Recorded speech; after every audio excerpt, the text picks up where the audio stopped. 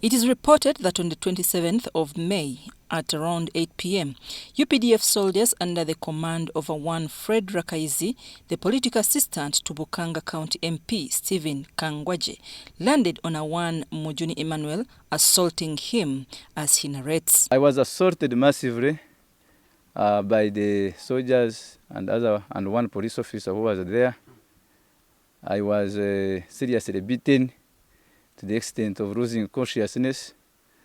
I was hurt massively, caned beyond expectation.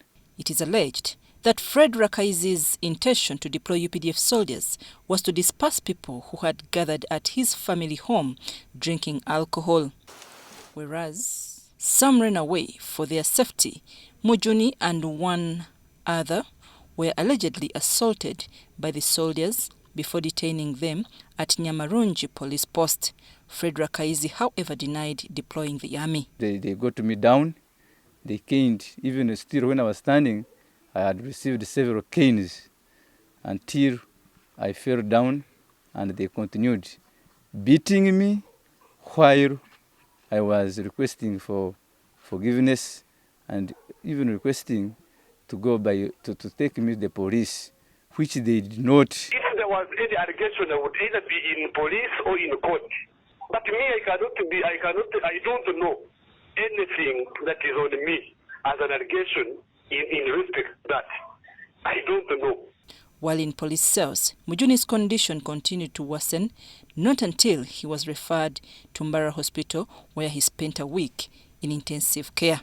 Some of his internal body parts, including the spleen, were damaged according to the Mbara Hospital medical and scan analytical portraits. From the scan, the results showed there was a spleen laceration, which resulted into bleeding, internal hemorrhage, and hematoma.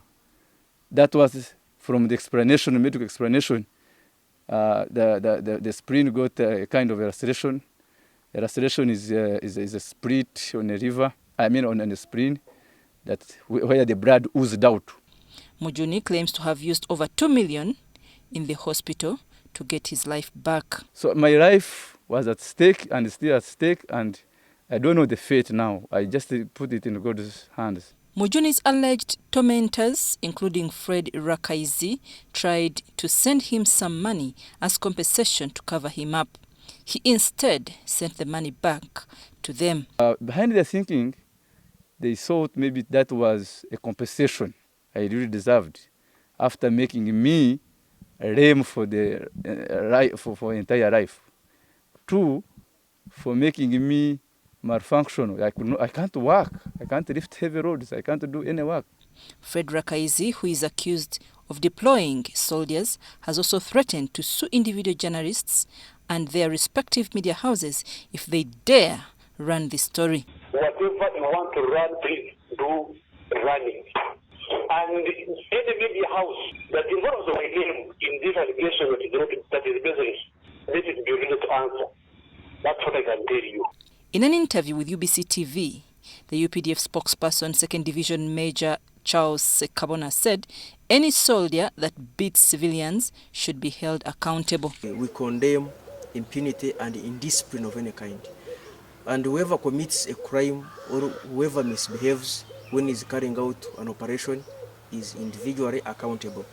Before our soldiers go for an operation, they know the do's and the don'ts. They are briefed about the situation, the mission, the execution, and the command and control. Isingiro is one of those districts that President Museveni earmarked to tighten up security to deter foreigners from sneaking into the country.